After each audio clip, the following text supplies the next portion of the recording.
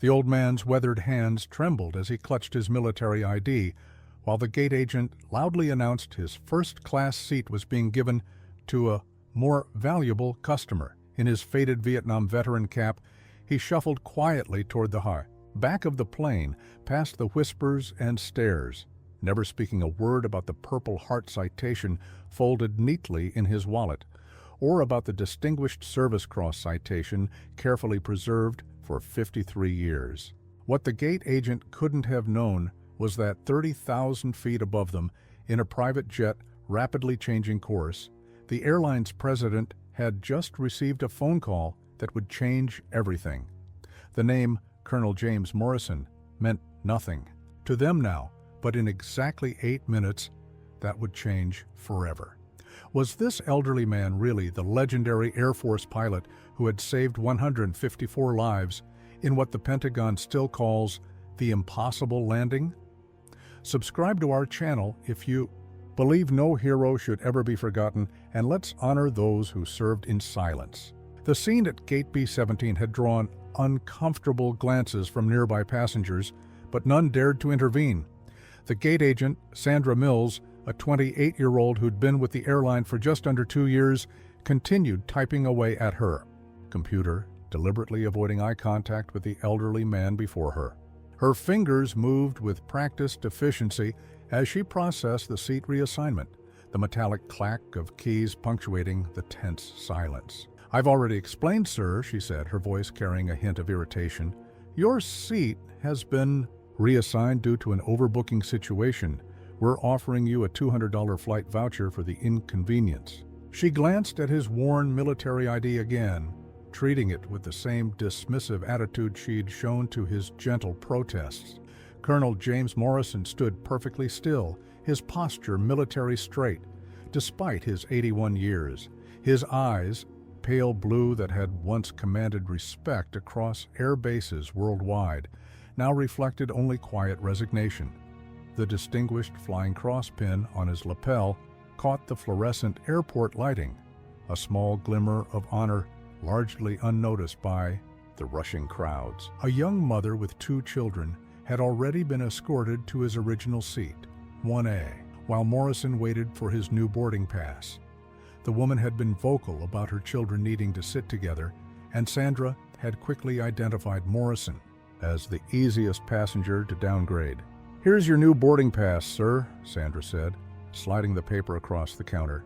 "Zone 4, seat 28E. Middle seat. I'm afraid that's all we have left." She'd already turned her attention to her next task before finishing the sentence. Morrison picked up the boarding pass with dignity, his weathered hand steady now as he tucked it into his jacket pocket alongside the carefully preserved military documents he always carried. He'd learned long ago that some battles weren't worth fighting, that sometimes silence carried more weight than protest. Behind him, a businessman in an expensive suit checked his watch impatiently, muttering about delays. Morrison stepped aside, his movement marked by a slight limp, a permanent reminder of a landing gone wrong in '69, though that story, like so many others, remained classified. What none of them knew, not Sandra Mills, not the frustrated businessman, not even the young mother now settling into his former seat, was that high above the airport, a sequence of events had been set in motion that would transform this mundane act of airline bureaucracy into something far more significant. James Morrison's journey into the Air Force began in a different America, one where duty and honor were measured in actions rather than social media likes. In 1960, at the age of 20, he'd stood before his father, himself a World War II veteran, and announced his intention to join the Air Force. His father had simply nodded, understanding in his eyes, and handed him the same pocket compass he'd carried through the Pacific Campaign. The young Morrison had excelled in flight school, displaying a natural talent that caught the attention of his instructors. His ability to remain calm under pressure, to think 3 steps ahead while maintaining perfect control of his aircraft, marked him as something special. By 1965, he had earned his wings and was flying combat missions that would later fill classified folders in Pentagon archives. What set Morrison apart wasn't just his skill in the cockpit, it was his unfailing ability to bring his crew home. In an era when pilot losses were mounting, Morrison developed a reputation for achieving the impossible. His pre-flight checks became legendary, his attention to detail nearly obsessive. Other pilots began requesting transfers to his squadron, knowing that flying with Morrison meant a better chance of survival. During one particularly harrowing mission over hostile territory, Morrison had nursed a severely damaged aircraft back to base, saving not only his crew, but also vital intelligence that would later prove crucial to American operations. The citation for that mission remained sealed, but the respect it earned him among his peers endured. By 1968, Morrison had logged over 2,000 flight hours and earned a reputation as one of the Air Force's most reliable combat pilots. His dedication to his crew and mission earned him rapid promotions, though he remained more comfortable in the cockpit than behind a desk. He trained younger pilots with the same quiet intensity he brought to his own flights, passing on not just technical knowledge, but the wisdom that came from understanding the true cost of war. The morning briefings he led became informal gatherings, where younger pilots learned the unwritten rules of survival. Weather doesn't care about your rank, he'd say, and neither does physics. Respect both. His lessons went beyond tactical training. He taught his pilots about honor, about the weight of command, about the responsibility they carried not just to the mission but to each other. In late 1968, Morrison was selected for a classified program that would later be referenced only in heavily redacted documents. The program pushed the boundaries of what was possible in military aviation, testing both machines and men to their absolute limits. Morrison thrived in this environment. His analytical mind and steady hands, perfect for the experimental aircraft he was now tasked with flying. But it was during this period that Morrison also began to understand the true nature of sacrifice. He watched friends disappear into classified operations, some never to return. He attended closed-door ceremonies where medals were presented without public recognition, where acts of extraordinary courage would never be known beyond the highest levels of military command. Through it all, Morrison maintained the quiet dignity that would later define his response to the gate agent's dismissal. He learned that true honor didn't require public acknowledgement, that some of the most important victories would never be celebrated outside the close-knit community of those who served. Little did he know that these lessons in humility and silent service would be tested decades later at Gate B-17, where his military bearing would be mistaken for weakness and his quiet dignity interpreted as resignation. Yet even as he stood there, holding his downgraded boarding pass, the echoes of his past were about to catch up with him in a way that would remind everyone of the true meaning of respect and honor. Sarah Chen had been a flight attendant for just over 5 years, and something about the elderly man in seat 28EE kept drawing her attention. It wasn't just his military bearing, though that was evident even as he folded his tall frame into the cramped middle seat. It was the way other crew members who'd served longer kept glancing at him, their expressions shifting from curiosity to concern. "Did you see his ID earlier?" whispered Mark, a senior crew member, as they prepared the beverage cart. "I swear I've seen his name somewhere before." He paused, frowning. "Morrison. Colonel James Morrison. It's been bothering me since pre-boarding." Sarah watched as the elderly veteran politely declined a beverage, his hands folded neatly over a worn leather wallet in his lap. The passenger on his right, absorbed in his laptop, hadn't even acknowledged his presence. On his left, a teenage girl texted continuously, her elbow occasionally bumping Morrison's arm without apology. "I heard what happened at the gate," Sarah said quietly, restocking napkins. "Sandra's been doing that a lot lately, moving elderly passengers to make room for complainers. Says they're less likely to make a fuss." The disapproval in her voice was clear. As she moved through the cabin, Sarah noticed more details. The way Morrison's jacket, though aged, was immaculately pressed. the military precision with which he'd arranged his few belongings in the seat pocket, the distinguished flying crosspin that caught the light each time he shifted in his seat. During her next pass through the cabin, she saw him remove a carefully folded document from his wallet. In that brief moment, she caught a glimpse of the official letterhead and the words, "Distinguished Service Cross." Her heart skipped a beat. She knew enough about military decorations to understand the significance. "Mark," she called softly, motioning him to the galley. "That's not just any veteran. The Distinguished Service Cross is one of the highest military decorations. It's just below the Medal of Honor." She hesitated. "Should we say something to the captain?" Mark was already pulling out his phone, his fingers moving quickly over the screen. "I knew I'd seen his name somewhere. Let me check something." He typed rapidly, then stopped, his eyes widening. "Sarah, we need to make a call, now." In the main cabin, Morrison sat quietly, unaware of the activity his presence had sparked. He was lost in thought, remembering another flight, another time, when split-second decisions had meant the difference between life and death.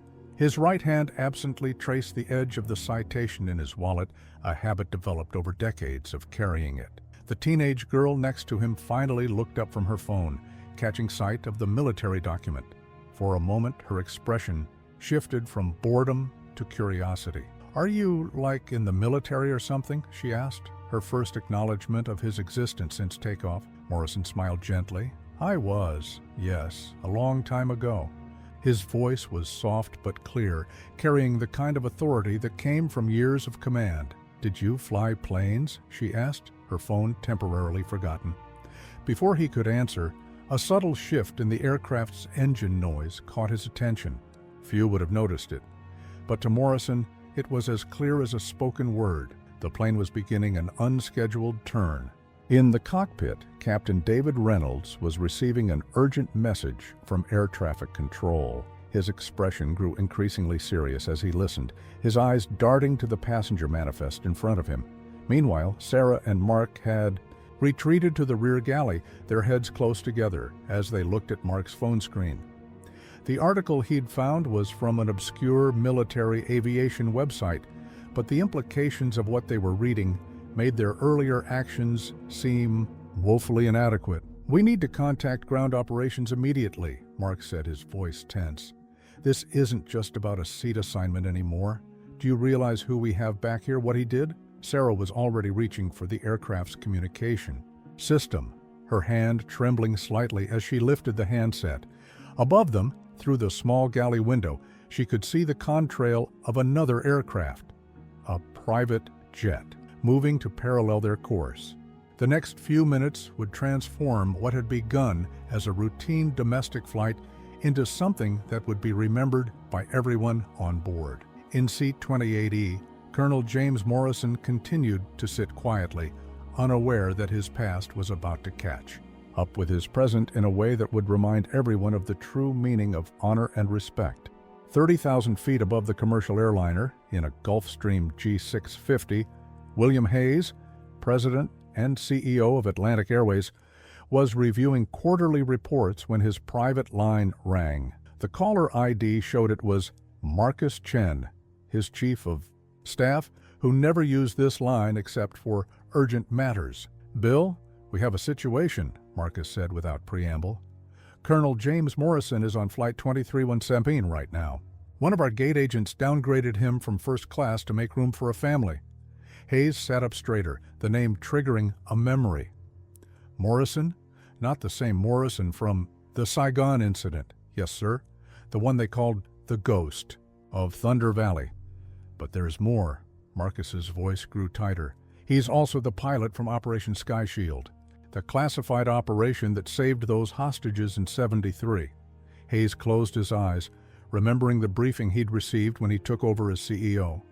There were certain names in Atlantic Airways history that carried special significance, pilots who had done extraordinary things that could never be publicly acknowledged. Morrison's name had been at the top of that list. "Where's the flight now?" Hayes asked, already reaching for the intercom to the cockpit. "Over Kansas, heading west. Sir, there's something else you should know." The gate agent was less than respectful. We have witnesses saying she openly dismissed his military ID and made comments about entitled veterans thinking their service still matters. The silence that followed was heavy with implications. Atlantic Airways had been founded by World War II veterans, and its early success was built on military transport contracts. The company's own historical documents included classified records of missions that had saved countless lives, missions that could never be publicly acknowledged. "Get me everything we have on Morrison's file," Hayes ordered, "and contact Andrews, Air Force Base. There are people there who need to know about this." He paused. "And Marcus? Get me the gate agent's full report. I want to know exactly what happened." As his chief of staff hung up, Hayes turned to the window, watching the clouds pass below. In his 30 years with the airline, starting as a baggage handler and working his way up, he'd learned that some debts could never be repaid, some honors never properly acknowledged.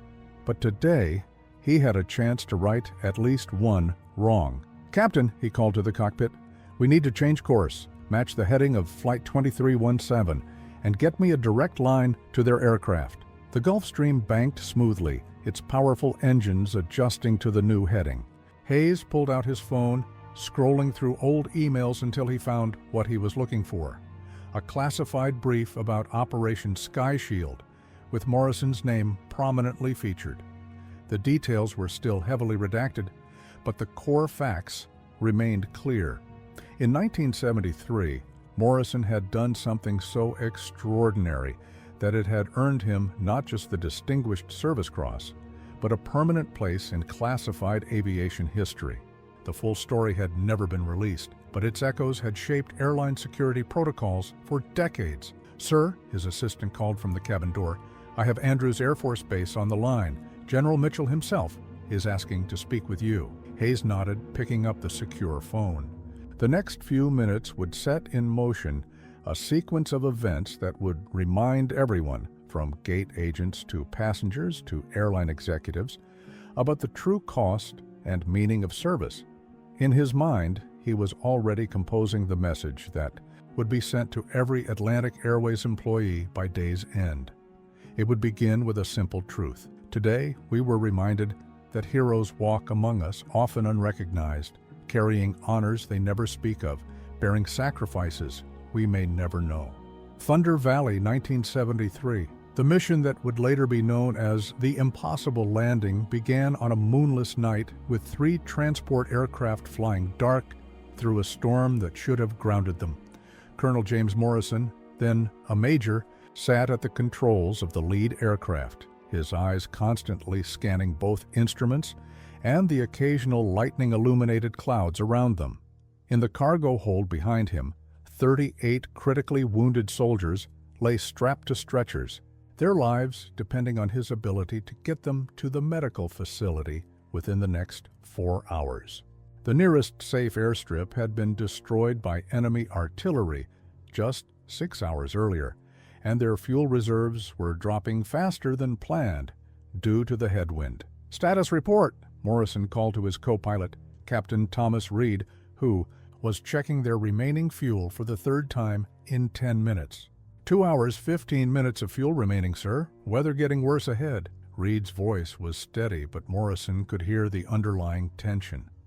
They both knew the math wasn't working in their favor. Lightning flashed again, illuminating the steep valley walls on either side of their flight path. They were flying purely on instruments, following a route that hadn't existed on any map until Morrison had plotted it himself during the mission briefing. The 2 aircraft behind them were following his lead with absolute trust earned over countless missions. "Thunder Actual, this is base," the radio crackled. "Medical reports, 5 critical patients on your manifest. They need immediate intervention. Can you improve on your ETA?" Morrison checked his instruments again. The storm was getting worse, and they were already flying faster than was strictly safe for these conditions. In the cargo hold, the medical team was doing everything possible to keep their patients stable, but time was running out.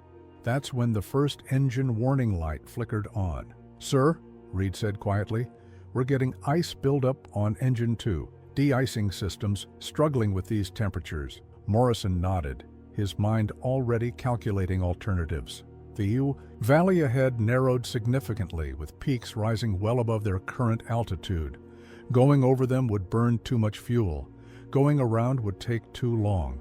That left only one option, one that existed purely in theory and had never been attempted in actual conditions. Thunder 2 and 3, this is Thunder Actual, Morrison keyed his radio. We're initiating Protocol Echo. Maintain your spacing and follow my exact course. Acknowledge. There was a brief pause before both aircraft responded. They all knew what Protocol Echo meant. It was Morrison's theoretical emergency procedure for navigating the narrowest part of Thunder Valley using the valley walls themselves to break the ice buildup on the wings. It had never been done before, and for good reason. "Sir," Reed started, "the crosswinds in that section will give us exactly what we need," Morrison finished. "If we time it right, the turbulence off the valley walls will create a corridor of relatively stable air. We can use that to maintain control while the temperature differential breaks up the ice." What Morrison didn't say was that the margin for error was essentially zero. The slightest miscalculation would send them into the valley walls. Even if they succeeded, they'd be flying through conditions that no transport aircraft was ever designed to handle. In the cargo hold, the medical team continued their work, unaware that the next 10 minutes would become the stuff of Air Force. Legend? Morrison's hands tightened slightly on the controls as they approached the valley's narrowest point. Everything would depend on timing and precision. Thunder 2 and 3. Start your countdown. Mark positions exactly as briefed. We go on my mark. Morrison's voice remained calm, betraying none of the tension coursing through him. This was what all his training, all his experience had prepared him for. A moment when the impossible became necessary. The valley walls loomed ahead, barely visible in the storm. Behind him, 38 lives hung in the balance. Above them, ice continued to build on the wings, and somewhere ahead, through the storm and darkness, lay their only chance at survival. Thunderflight, this is Thunder Actual. Begin Protocol Echo now. What happened next would be studied in classified Air Force documents for decades to come. 3 aircraft, flying in perfect coordination, using the very forces that threatened to destroy them as a means of salvation. Morrison's theoretical procedure, born from countless hours of studying weather patterns and flight dynamics, was about to be put to the ultimate test. As they entered the narrowest part of the valley, Morrison felt the aircraft respond to his inputs with the familiar precision he'd come to trust. In that moment, despite the darkness and the storm, despite the warnings blaring in the cockpit, he knew with absolute certainty that they would make it through. The next 7 minutes in Thunder Valley would redefine what was possible in military aviation. Morrison's hands moved with practiced precision over the controls, making minute adjustments as the aircraft threaded through the narrow corridor of relatively stable air he'd predicted would exist. "Engine 2 ice breaking up," Reed reported, his voice tight with concentration. 3 and 4 showing improvement. Temperature differential is working exactly as you calculated, sir. Behind them, Thunder 2 and Thunder 3 maintained perfect C-boss formation, their pilots following Morrison's lead with absolute trust. The valley walls seemed to close in around them, visible only in brief flashes of lightning that made the situation seem even more surreal. "Thunder Actual, this is Thunder 2, the radio crackled. "Ice clearing on all surfaces. Whatever you're doing, sir, it's working." Morrison didn't respond immediately, his focus entirely on the next series of movements. The theory behind Protocol Echo was complex, using the valley's natural wind patterns and temperature variations to create a path that would simultaneously clear their aircraft of ice and keep them airborne despite conditions that should have made flight impossible. 5 degrees left, Morrison called to Reed. "Watch the pressure variance." Now, the aircraft shifted slightly, riding the invisible current of air that Morrison had somehow known would be there. The mechanics of flight, the physics of weather patterns, the geography of the valley, all of it had come together in his mind to create this solution. Warning lights continued to flash across the instrument panel, their systems protesting the extreme conditions, but gradually, steadily, the ice buildup began to clear. The aircraft's response became crisper, more immediate. They were going to make it. Thunder Flight, prepare for valley exit in 30 seconds, Morrison announced. Maintain current spacing. Watch for wind shear at the mouth. As they emerged from Thunder Valley, the full moon briefly broke through the clouds, illuminating their formation. 3 massive transport aircraft flying in perfect harmony, having just accomplished what aviation experts would later declare technically impossible. Base, this is Thunder Actual, Morrison keyed his radio. Weather has cleared, ETA 45 minutes. Have medical team standing by. His voice betrayed none of the tension of the past few minutes, none of the fear that had coursed through him as they'd threaded that impossible needle. The rest of the flight was almost routine by comparison. As they approached the medical facility, Morrison could hear the medical teams in the cargo hold working to keep their patients stable. All 38 would survive, a fact that wouldn't be included in any official report, but which Morrison would carry with him for the rest of his life. After landing, as medical teams rushed to unload their precious cargo, Morrison remained in the cockpit, methodically shutting down systems and completing his flight log. Reed watched him with a mixture of awe and respect. "Sir," Reed said finally, "what you did back there, that wasn't in any manual. That wasn't even supposed to be possible." Morrison looked up from his logbook, his expression thoughtful.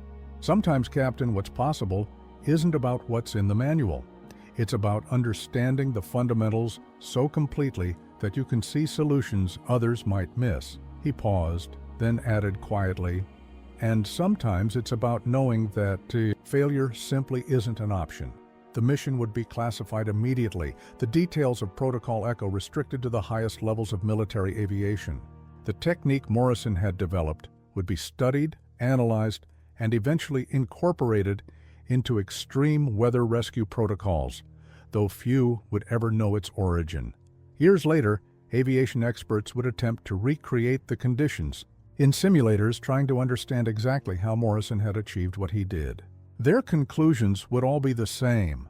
Without his precise understanding of the valley's meteorological patterns, without his intuitive grasp of aircraft dynamics, without his ability to synthesize all of these elements in real time, the mission should have been impossible. But on that night, in that valley, Morrison had proven that the impossible was simply a matter of perspective. 38 lives had been saved because one pilot had refused to accept the limitations others saw as absolute. As he completed his flight log, Morrison added one final note.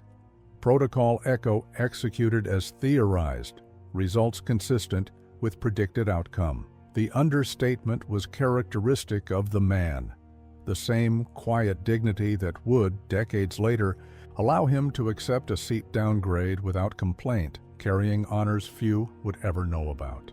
In the days following the Thunder Valley mission, Morrison found himself in a series of closed-door meetings at the Pentagon. High-ranking officials pored over his flight data, examined his calculations, and questioned him repeatedly about Protocol Echo. The mission's success had caught the attention of military aviation's highest echelons, but its classified nature meant that public recognition was impossible.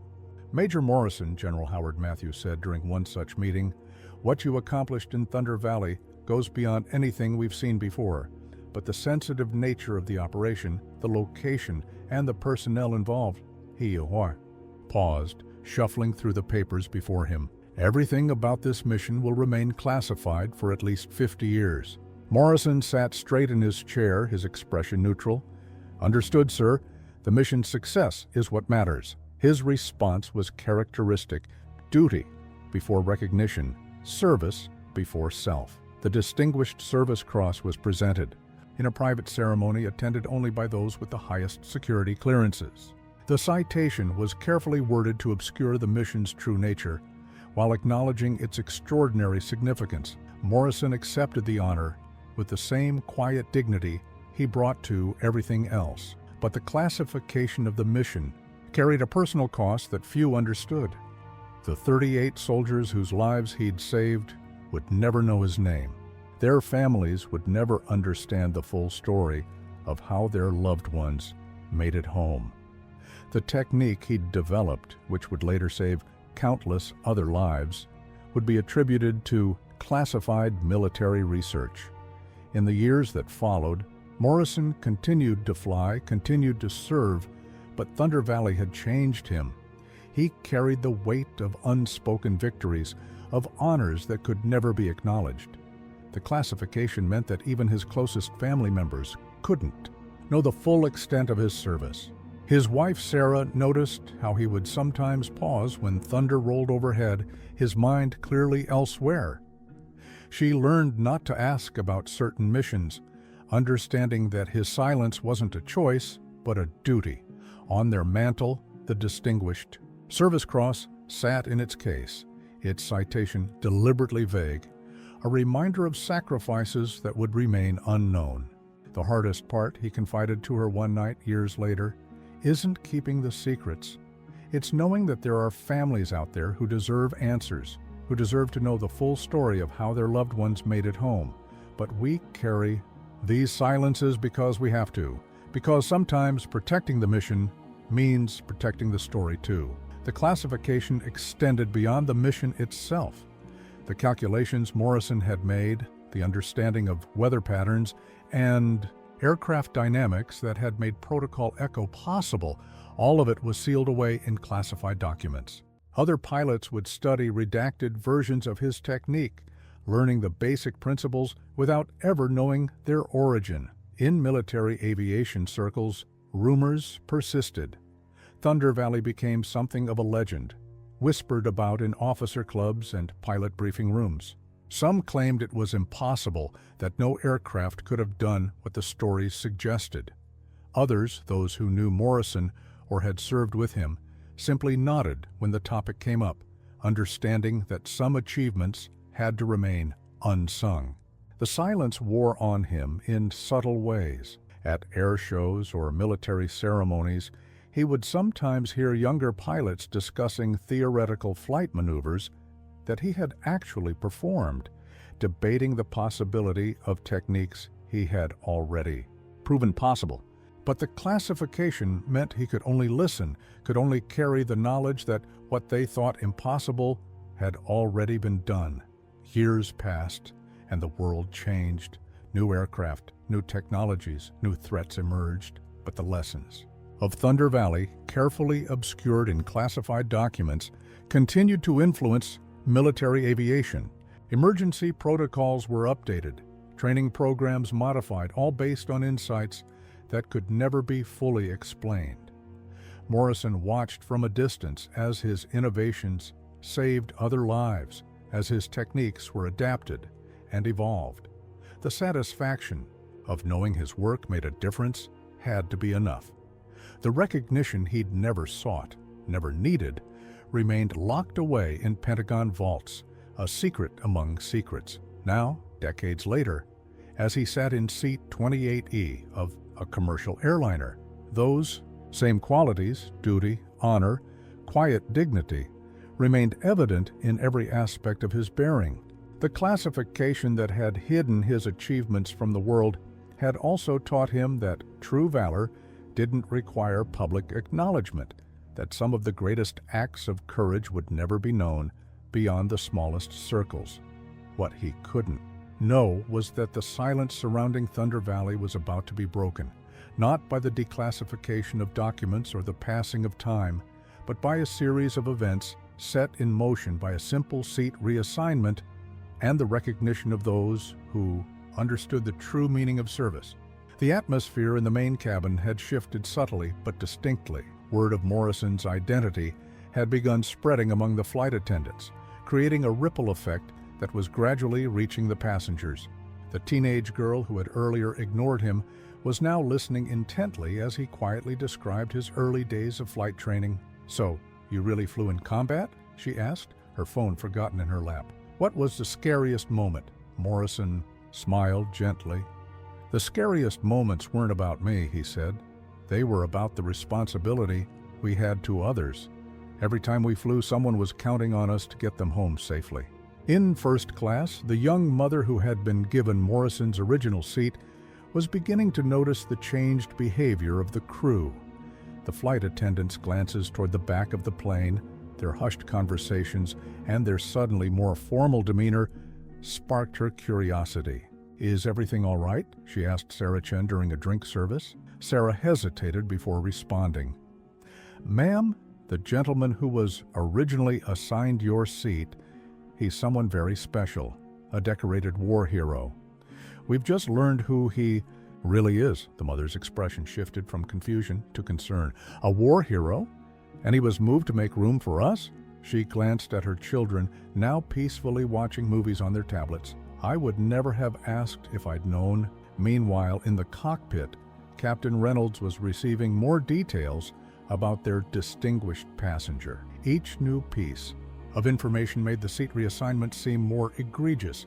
His jaw tightened as he listened to the full story of Thunder Valley, declassified specifically for this moment, by direct intervention from the Air Force Chief of Staff. "Control, this is Atlantic 2317. Reynolds spoke into his radio. "Please, confirm our priority landing status at destination." His voice carried a new note of authority. This flight had become more than a routine domestic trip. It had become a mission to right a wrong. Throughout the cabin, passengers were picking up on the change in atmosphere. Those seated near Morrison began to notice details they had overlooked before. His perfect posture, the military precision of his movements, the quiet authority in his voice when he spoke. The businessman, who had earlier been irritated by the boarding delay, now found himself stealing glances at Morrison, pieces of overheard conversations making him increasingly uncomfortable with his earlier impatience. He'd seen the distinguished Flying Cross pin, but like so many others, he had looked without really seeing. At the back of the plane, Mark and Sarah continued their discreet research on their phones during quiet moments. Each new detail they discovered about Morrison's service record, at least the parts that weren't classified, added to their sense of responsibility to make things right. "We can't change the seat now," Mark whispered, "but we need to do something. This man, what he did, what he represents." Sarah nodded, already formulating plans. "I've spoken with the captain. Things are in motion, but look at him. He's not angry, not demanding attention. Even now, he's just quietly sharing stories with that teenager, probably teaching her more about honor and service than she's learned in her whole life." The change was spreading through the cabin like a slow wave, passenger by passenger, row by row. Those who had initially ignored the elderly veteran in their midst began to sense that they were in the presence of someone extraordinary. The atmosphere of casual indifference that had characterized the flight's beginning was transforming into something deeper, more respectful. Morrison himself remained apparently oblivious to the shifting dynamics around him, focused on answering the increasingly thoughtful questions from his young seatmate. His responses were modest, deflecting attention from his own achievements to emphasize the broader values of service and duty. "But weren't you ever scared?" the teenager pressed, now completely engrossed in his stories. Morrison's eyes took on a distant look. "Fear isn't the absence of courage," he said quietly. "It's the recognition that something matters more than your own comfort or safety. Every person who serves learns that lesson in their own way." As he spoke these words, the aircraft began a gentle turn, responding to new coordinates provided by air traffic control. Above them, William Hayes's private jet maintained its parallel course, its presence yet unknown to the passengers below. The next phase of this impromptu mission of recognition was about to begin. The descent into Denver International Airport was anything but routine. Captain Reynolds had received unprecedented clearance for a priority approach, typically reserved for emergency situations.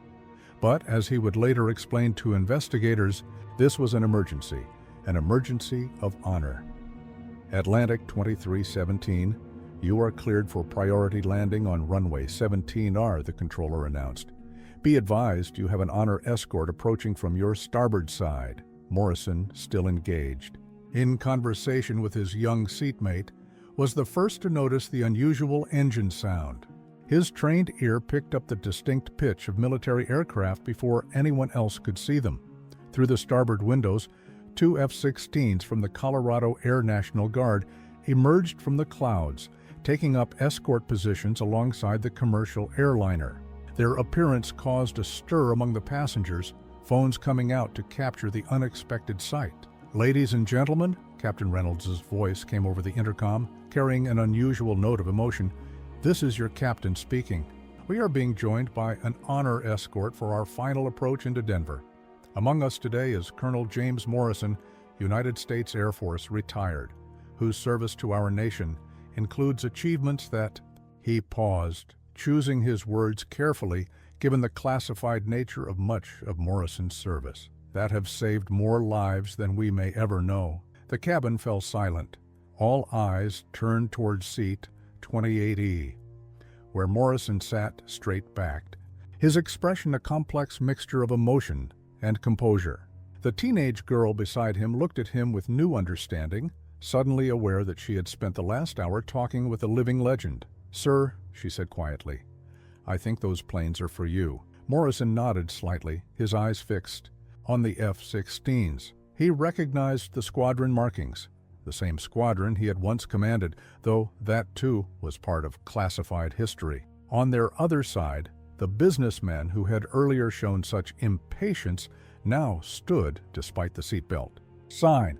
"Sir," he said loudly enough for nearby rows to hear, "would you prefer this window seat for a better view of your escort?" Before Morrison could respond, more offers came from surrounding passengers.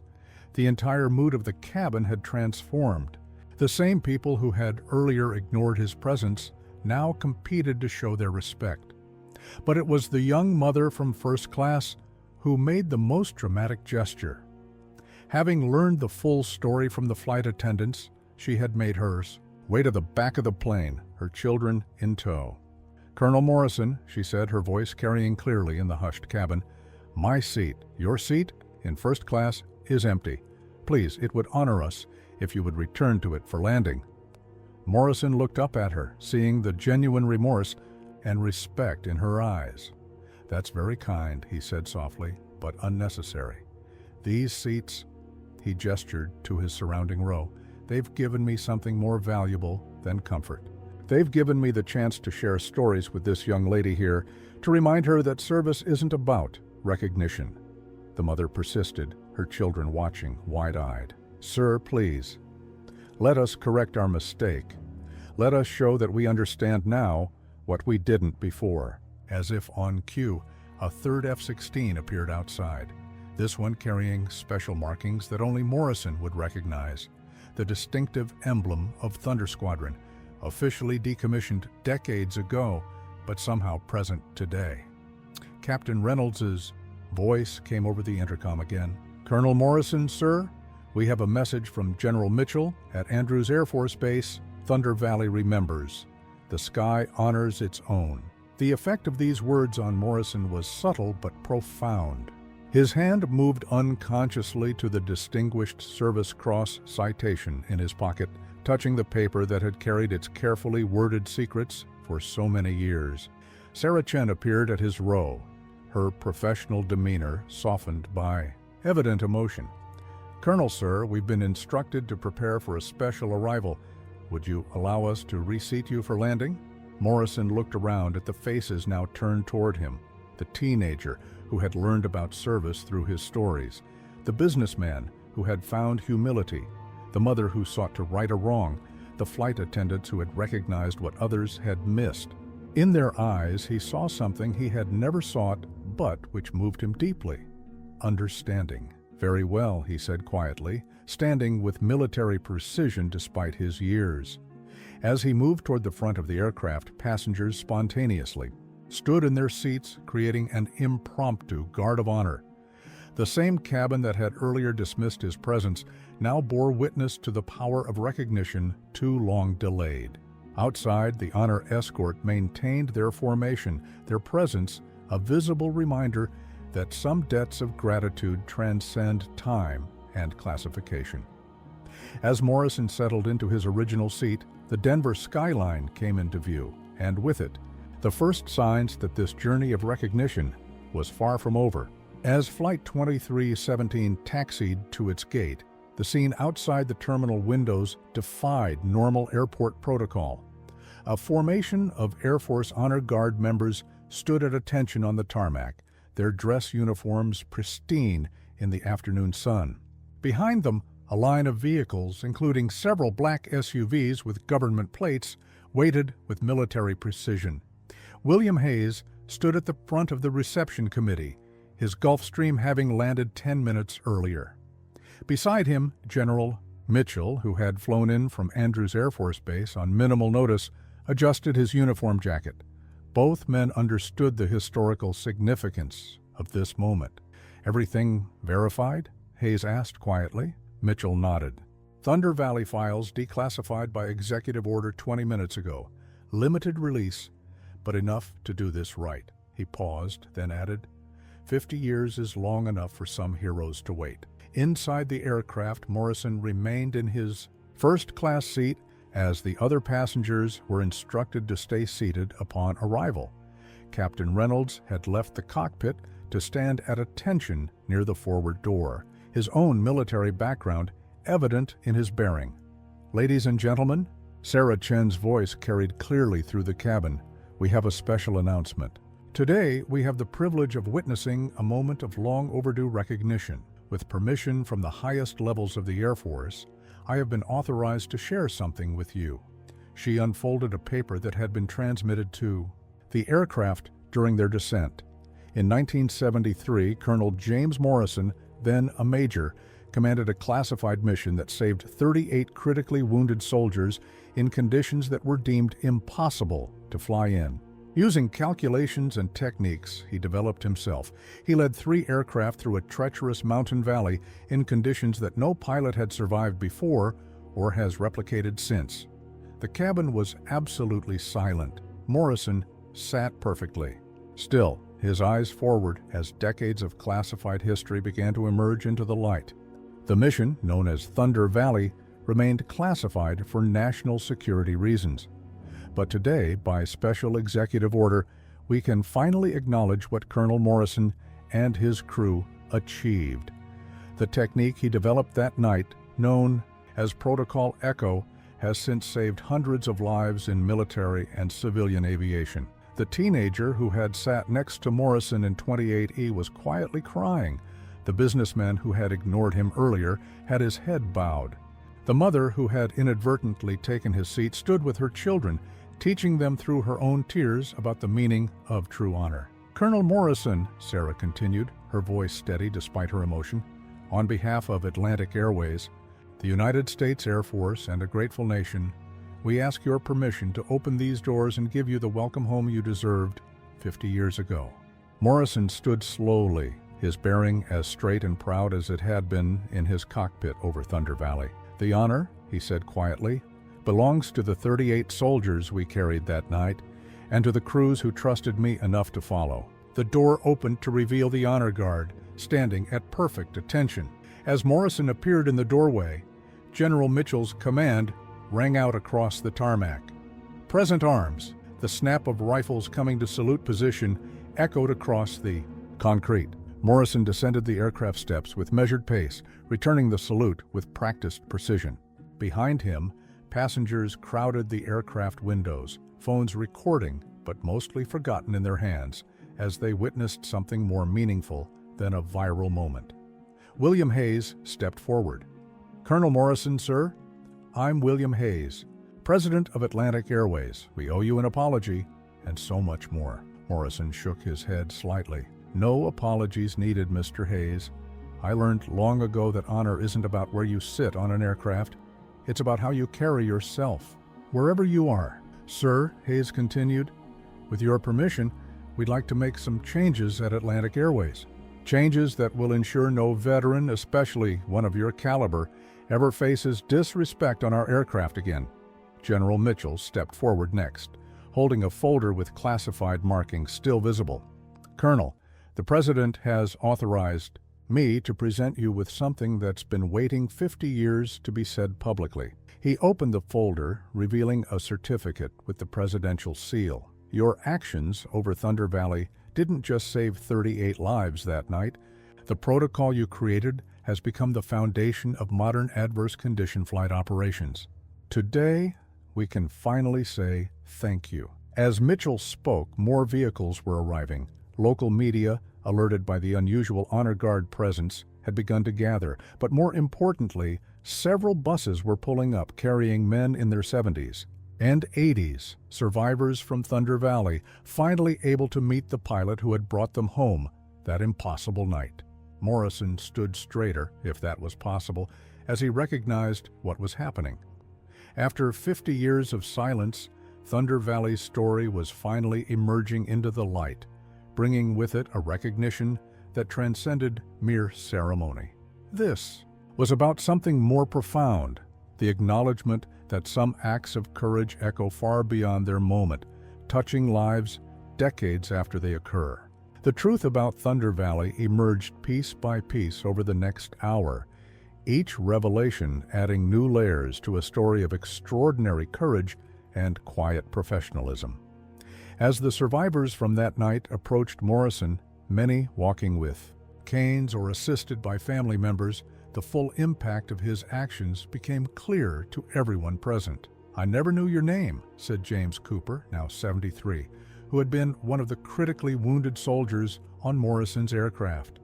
"They told us the mission was classified, that we couldn't know who flew us out.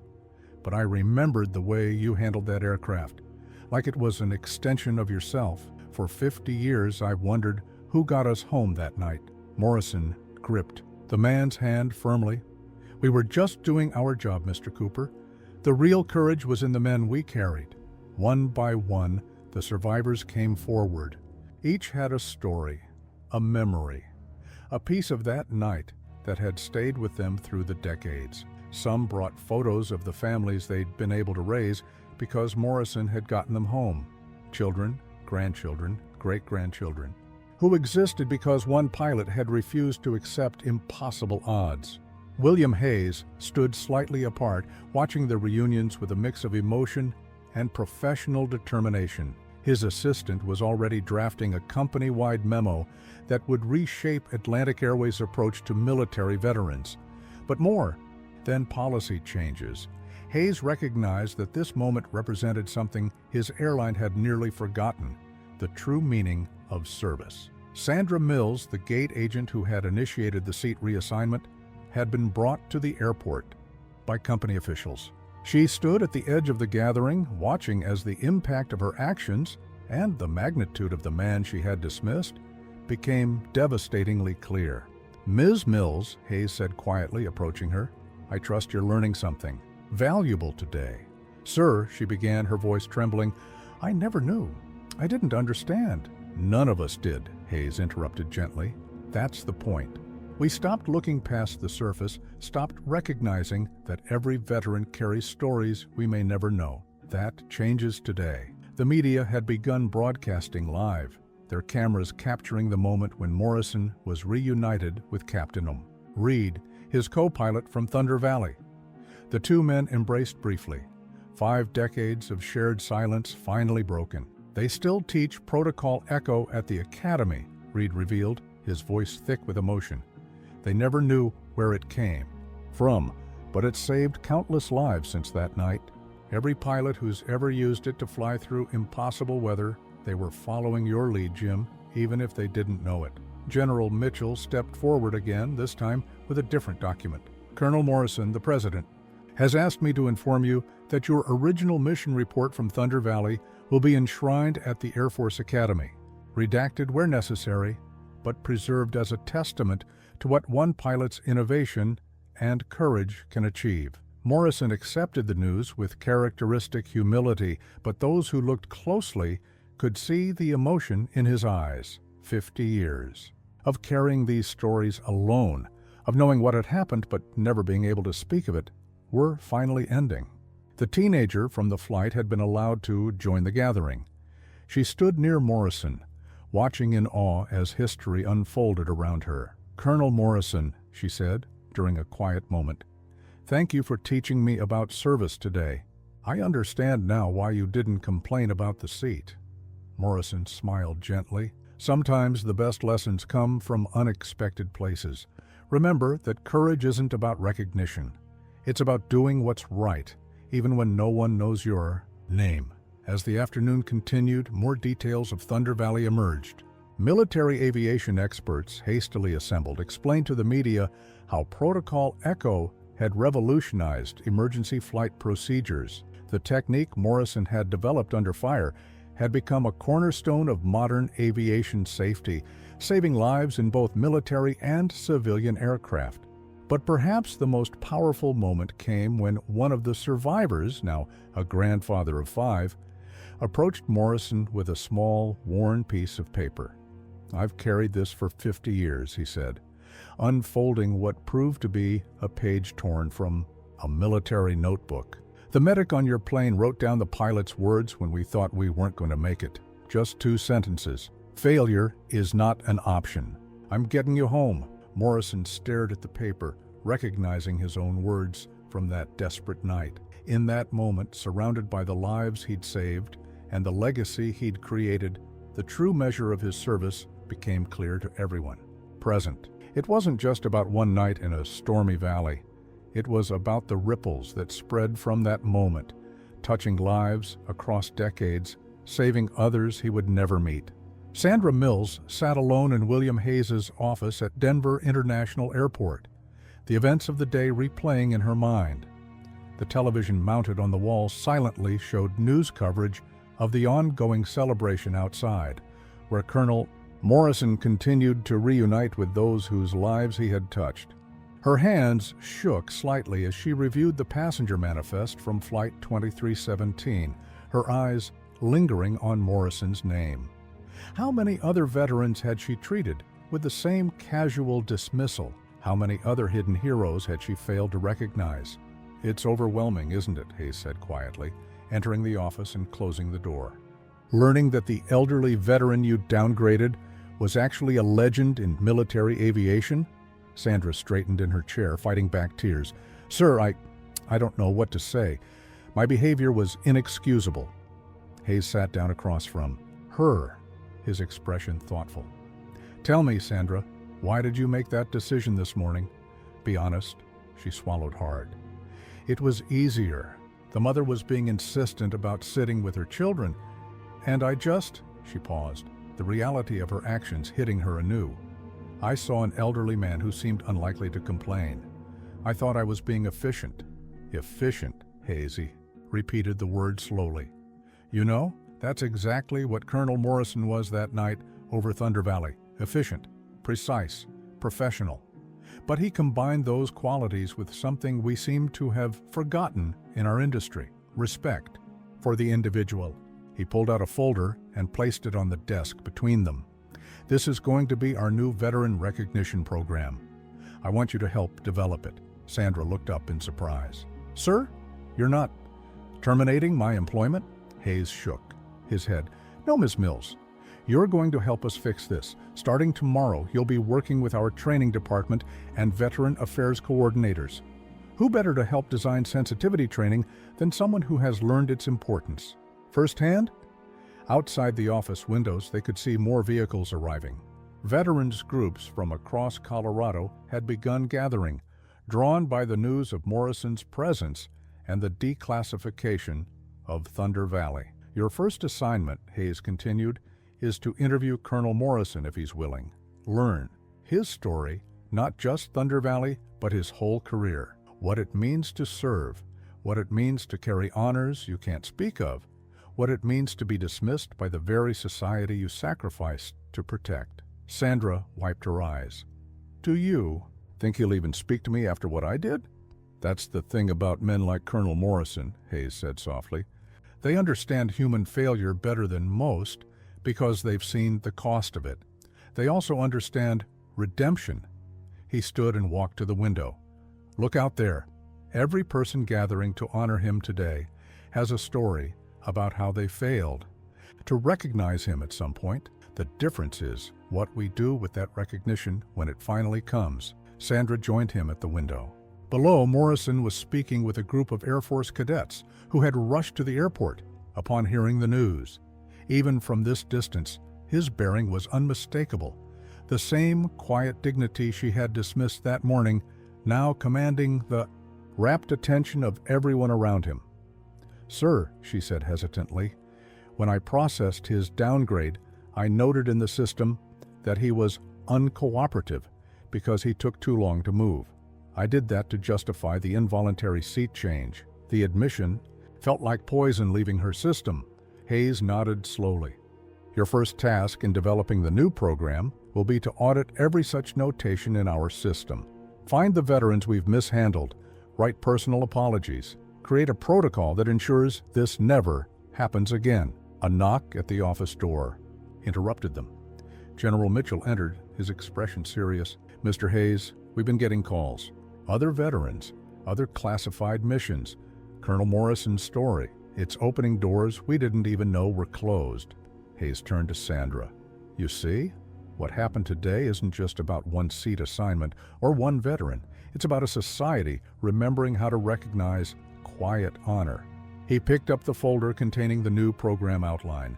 "Are you ready to help us make this right?" Sandra stood straighter, unconsciously mimicking the military bearing she'd seen in Morrison. "Yes, sir. Where do I start?" "Start by understanding that every veteran who travels with us carries something precious, a story of service, a weight of sacrifice, an honor that might not be visible but is no less real." Hayes handed her the folder. "Your mistake today helped us see a blind spot in our entire industry.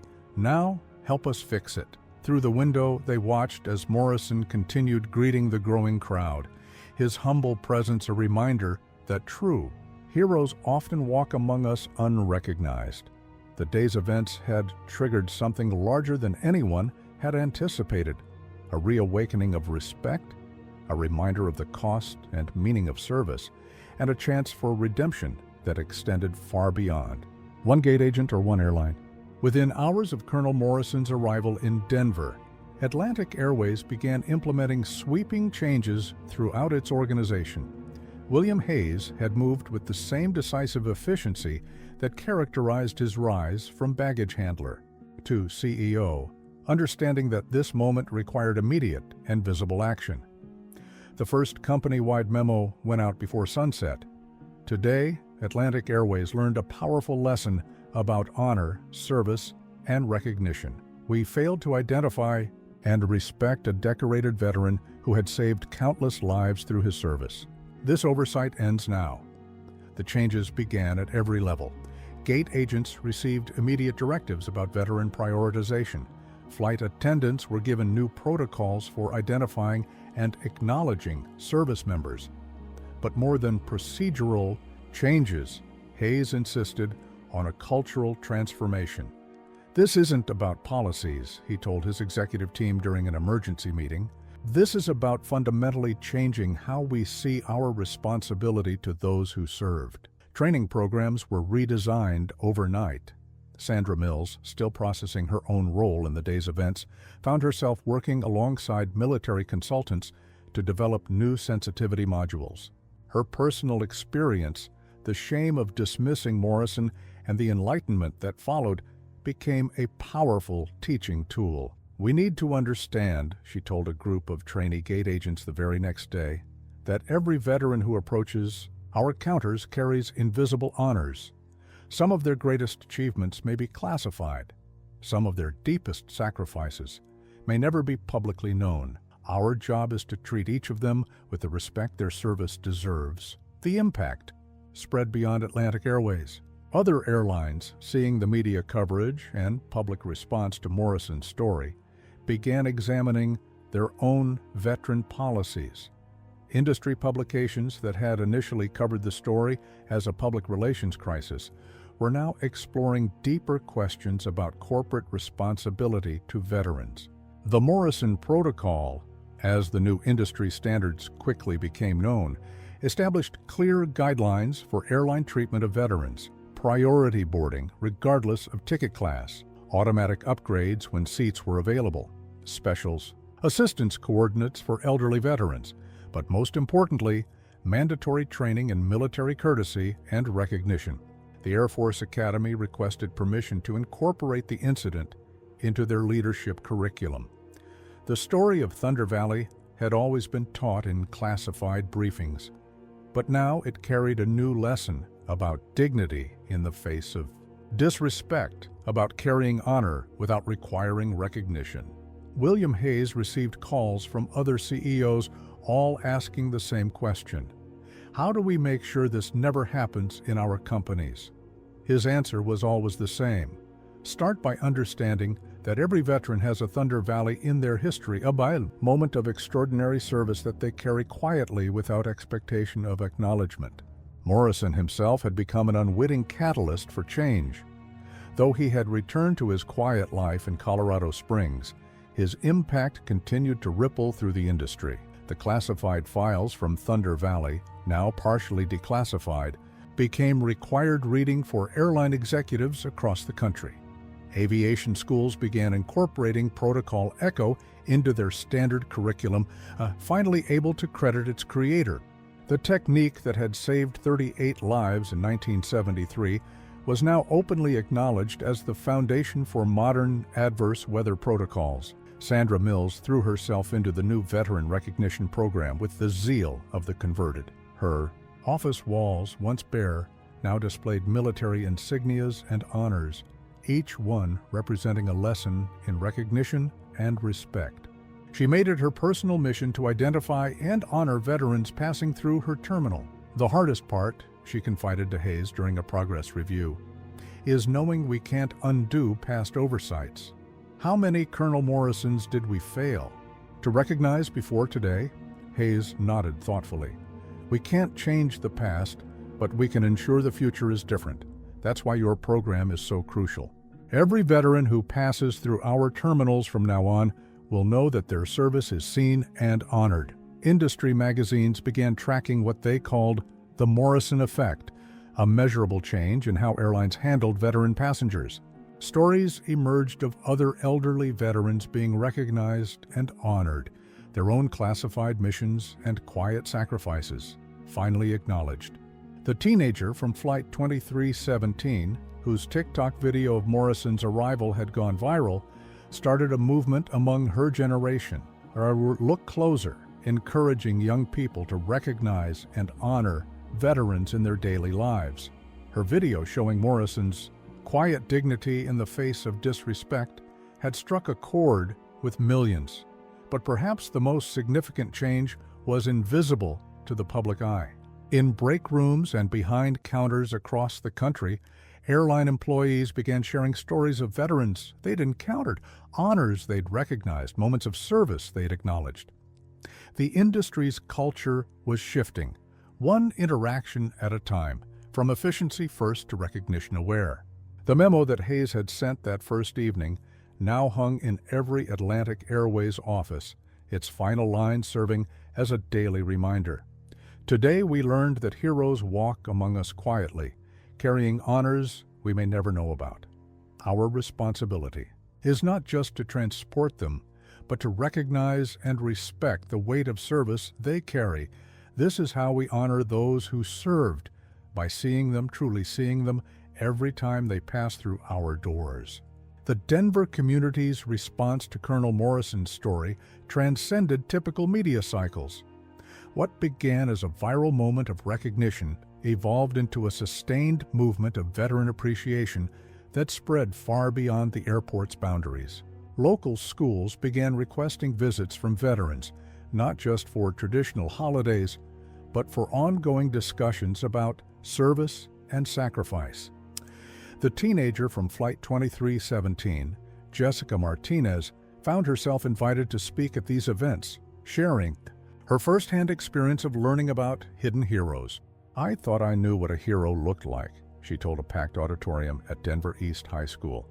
I thought it was about medals and uniforms and big ceremonies, but sitting next to Colonel Morrison, watching him handle disrespect with such dignity, that taught me more about heroism than any movie ever could. Veterans organizations across Colorado reported unprecedented increases in community engagement. The Vietnam Veterans of America chapter in Denver saw its support programs flooded with volunteers and donations. More importantly, they noticed a shift in how the public interacted with elderly veterans. People are looking closer now, explained Richard Thompson, the chapter president. They're not just seeing old men and women, they're seeing potential. Colonel Morrison's, they're understanding that every veteran might carry classified honors, might have a Thunder Valley in their past. Local businesses began implementing their own veteran recognition programs. Inspired by Atlantic Airways' example, coffee shops offered designated veteran seating areas. Restaurants created special recognition protocols, but it went beyond surface levels. Gestures, businesses were investing in training their staff to understand military service and sacrifice. The Denver Post ran a series titled Hidden Heroes Among Us, featuring stories of local veterans whose classified missions had recently been declassified. Each article emphasized the same theme: extraordinary service carried quietly, without public recognition. After Colonel Morrison's story broke, wrote journalist Maria Sanchez, we began receiving calls from families of veterans. They told us about fathers, mothers, grandparents who had served in classified operations, who had carried their silence for decades. These stories needed to be told. At Denver International Airport, the impact was particularly visible. The terminal, where Morrison had been downgraded, was renamed Thunder Valley Terminal in his honor. A permanent exhibition was installed, explaining the significance of Protocol Echo and its impact on modern aviation safety. But the most powerful changes were happening in daily interactions. Airport staff reported countless moments of spontaneous recognition, passengers giving up first-class seats to elderly veterans, gate agents going out of their way to ensure comfortable accommodations, flight crews taking time to acknowledge service members.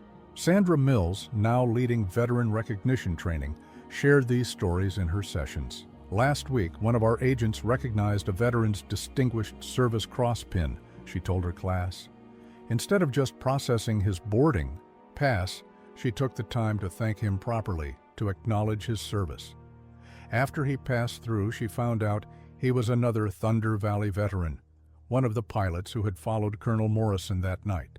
The local media's coverage sparked national interest. Major networks picked up the story, not just of Morrison's achievement, but of the community's response to it. Denver became known as a model for veteran recognition and respect.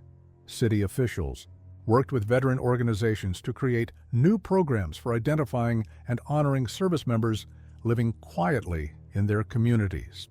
The Thunder Valley Initiative provided resources for veterans needing assistance while emphasizing dignity and respect in all interactions.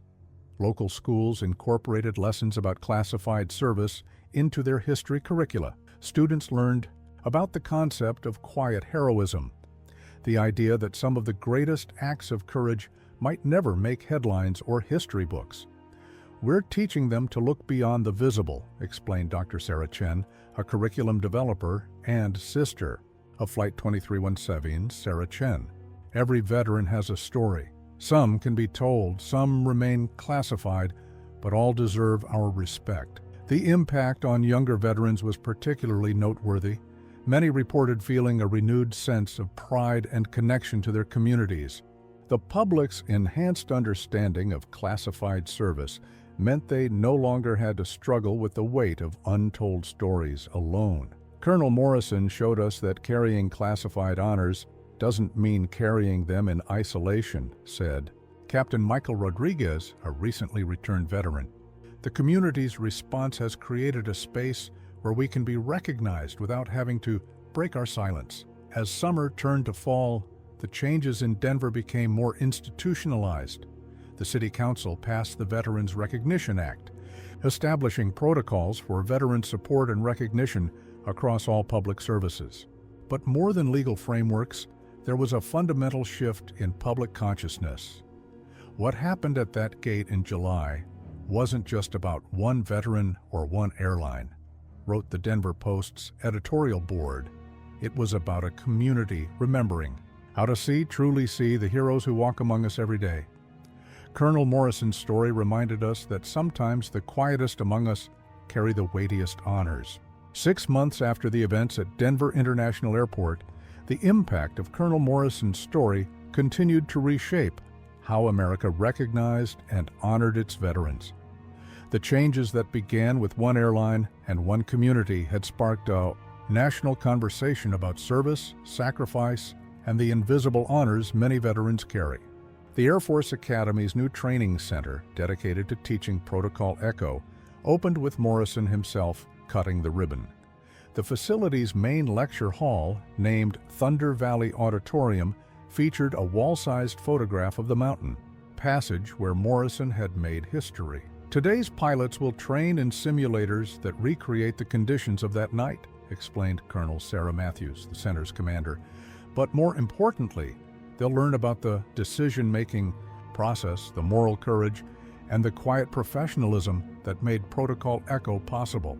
The simulator programs incorporated recently declassified data from Morrison's original flight, allowing new pilots to experience the challenges he faced, the precision of his calculations, the split-second decisions, the perfect execution. All of it served as a masterclass in aviation excellence. What makes this facility unique, Matthews continued, is that we're not just teaching flight mechanics, we're teaching the Morrison principle. The idea that true excellence doesn't require recognition, that service itself is the highest reward. Across the country, other military branches began incorporating similar principles into their training. The concept of quiet professionalism that Morrison had exemplified became a cornerstone of leadership development programs. At Atlantics Airways, the changes initiated by William Hayes had become deeply embedded in the company culture. The Veteran Recognition Program, now known industry-wide as the Morrison Standard, had been adopted by airlines across the globe. Sandra Mills, promoted to Director of Veteran Relations, traveled frequently to help other airlines implement similar programs. Her presentations always began with her own story, the gate agent who had failed to recognize a hero, but now focused on the thousands of successful recognitions that had followed. In the past 6 months, she told a conference of airline executives, we've identified and properly honored over 10,000 veterans with classified service records. Each one carries a story like Colonel Morrison's, achievements that shaped history but couldn't be publicly acknowledged. The industry's transformation was evident in the small details, priority boarding announcements that specifically mentioned classified service, gate agents trained to recognize military decorations, flight crews educated about the significance of various service indicators. But perhaps the most significant change was in the veterans themselves. The public recognition of Morrison's classified service had opened doors for others to be acknowledged without breaking their silence. We're not looking for parades, explained retired Major James Wilson, another Thunder Valley veteran. We're just grateful that people now understand some honors can't be spoken of, but they're no less real. The teenager from Flight 2317, Jessica Martinez, had become an unexpected ambassador for veteran recognition. Her social media campaign, I Look Closer, had evolved into a national movement, with millions of young people learning to identify and respect the subtle indicators of military service. Before meeting Colonel Morrison, I was like most teenagers, too busy with my phone to notice the people around me, she told a national youth conference. Now I understand that heroes don't always wear capes or medals. Sometimes they sit quietly in middle seats, carrying honors we may never to know about. The academic community also took notice. Universities began studying what they called the Morrison effect, the impact of recognizing hidden service on both veterans and their communities. Research showed improved mental health outcomes for veterans who felt their classified service was understood and respected, even if the details remained secret. What we're seeing, explained Dr. Rebecca Chen of Stanford's Veteran Studies program, is the power of acknowledged silence. These veterans don't need to break their security clearances to feel recognized. They just need to know that their communities understand and respect the weight they carry. At Denver International Airport, The Thunder Valley Terminal had become a place of pilgrimage for both veterans and civilians. The permanent exhibition now included a wall of anonymous service, a place where veterans could share the emotional weight of their classified missions without revealing operational details. "I carried this alone for 30 years, read one note. Now I know my community understands, even without knowing the details.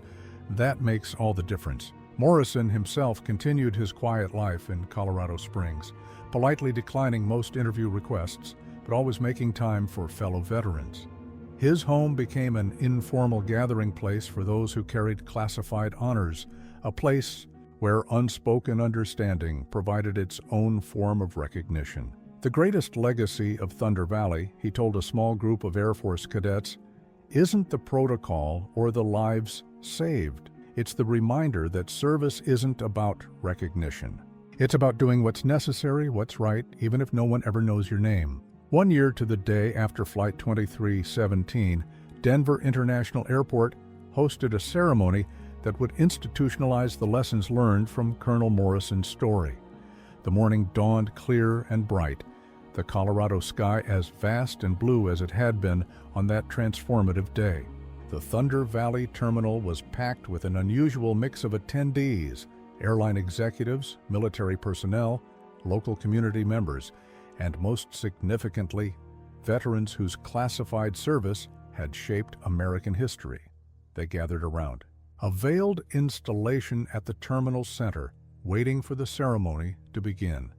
William Hayes stepped to the podium first, his expression thoughtful as he surveyed the crowd. 1 year ago, at this very spot, we failed to recognize a hero among us. That failure led to one of the most important transformations in our industry's history. He gestured to where Morrison sat in the front row, characteristically modest, despite being the day's focus. Colonel Morrison taught us that true service doesn't demand recognition. But he also showed us why recognition matters, not for the individual, but for what it teaches our society about honor, duty, and sacrifice. The installation, when unveiled, proved to be more than a simple memorial. It was an interactive exhibition designed to educate travelers about classified service. A central screen displayed a continuous count of active military personnel engaged in classified operations, while surrounding panels explained the concept of silent service through historical examples. "This installation," Hayes explained, "will remind every traveler passing through Denver that some of the greatest acts of courage in our nation's history remain classified, that the veteran sitting next to them might carry honors we can never know about." Sandra Mills, now a nationally recognized expert in veteran relations, presented the next phase of the Morrison Standard, a comprehensive program for identifying and honoring veterans throughout the aviation industry. "We've trained over 50,000 airline employees in the past year," she reported. "More importantly, we've changed how we see our role in recognizing service." The ceremony's most powerful moment came when Jessica Martinez, the teenager whose life had been changed by her encounter with Morrison, unveiled the Look Closer Youth Initiative. The program would bring veterans into schools across the country, helping young people understand the many forms that service and sacrifice can take. "Colonel Morrison taught me that heroes don't always look like we expect," she told the assembled crowd. "Sometimes they're the quiet ones, the ones who carry their honors without saying a word. We just have to learn to look closer." Morrison himself spoke briefly, his words characteristically focused on others rather than himself. "What happened here a year ago wasn't about me," he said quietly. "It was about all the veterans who carry classified honors, who serve without recognition, who do what's necessary without expectation of acknowledgement." He turned to face the installation, his expression reflective. "This memorial isn't for those of us who served. It's for the next generation, to help them understand that some of the most important service happens in silence." As the ceremony concluded, Hayes announced one final initiative. The Morrison Fellowship would provide funding for veterans with classified service records to work with airlines and other transportation companies, helping develop new protocols for recognition and respect. "A year ago, we learned that heroes walk among us every day," Hayes said in closing. "Today, we institutionalize that knowledge, ensuring that no veteran service, classified or public, goes unrecognized again." The impact of that day would continue to ripple outward, touching lives far beyond the aviation industry. The Morrison Standard became a model for veteran recognition across various sectors, from healthcare to education to corporate America. But perhaps the most lasting change was in the quiet moments, the daily interactions where recognition replaced indifference, where understanding replaced ignorance. In airports across the country, veterans with classified service found themselves seen and honored, their unspoken sacrifices acknowledged without need for explanation.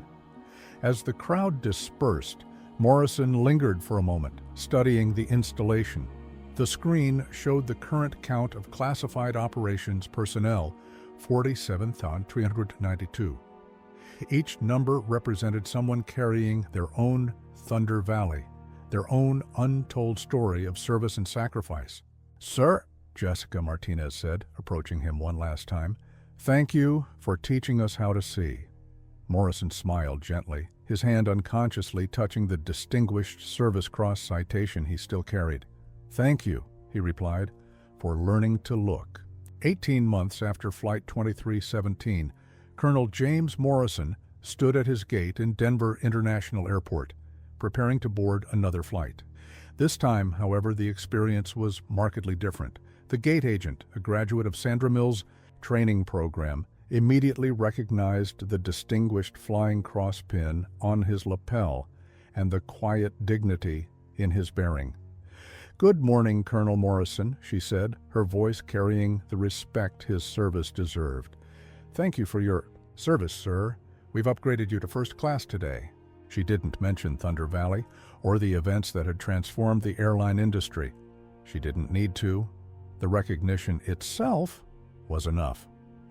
As Morrison settled into his seat, he noticed small changes throughout the cabin.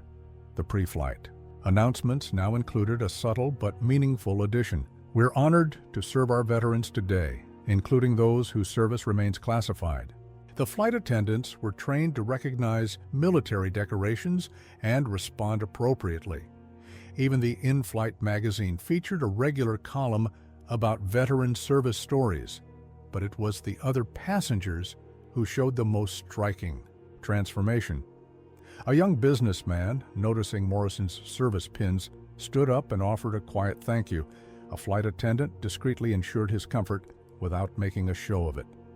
The respect was present but understated, exactly, as Morrison had always believed it should be. From his window seat, Morrison could see the Thunder Valley Terminal, where his story had sparked a national movement. The interactive installation now included stories from hundreds of veterans whose classified service had finally received recognition, even if the details remained secret. Each week, new notes appeared on the wall of anonymous service, each one a testament to sacrifices carried silently for years. Sandra Mills had expanded her program beyond Atlantic Airways, training staff at airports and airlines worldwide. Her personal story, from the gate agent who failed to recognize a hero to the architect of international veteran recognition standards, had become a powerful testament to the possibility of institutional change. The teenager, Jessica Martinez, had graduated high school and was now studying aviation psychology at the Air Force Academy. Her Look Closer movement had evolved into a formal curriculum teaching young people about the many faces of service and sacrifice. She still kept in touch with Morrison, sending him updates about how his story continued to impact new generations. William Hayes had made good on his promise to transform the airline industry. The Morrison Standard was now part of international aviation regulations, ensuring consistent recognition of veteran service across borders and carriers. But more than protocols and procedures, he had helped create a culture of understanding and respect. As the aircraft reached cruising altitude, Morrison reflected on how much had changed since that day 18 months ago. The classified nature of Thunder Valley had taught him to carry his honors quietly, to find satisfaction in service itself rather than recognition. That lesson had served him well through decades of silence. But now he understood something else, that recognition wasn't always about the individual. Sometimes it was about what that recognition taught others. His story had helped a new generation understand that heroism often wore civilian clothes, that some of the greatest acts of courage would never make headlines. The young girl seated across the aisle noticed his distinguished Flying Cross pin and asked shyly about its meaning. Morrison smiled, remembering another conversation with another young person that had helped spark this transformation.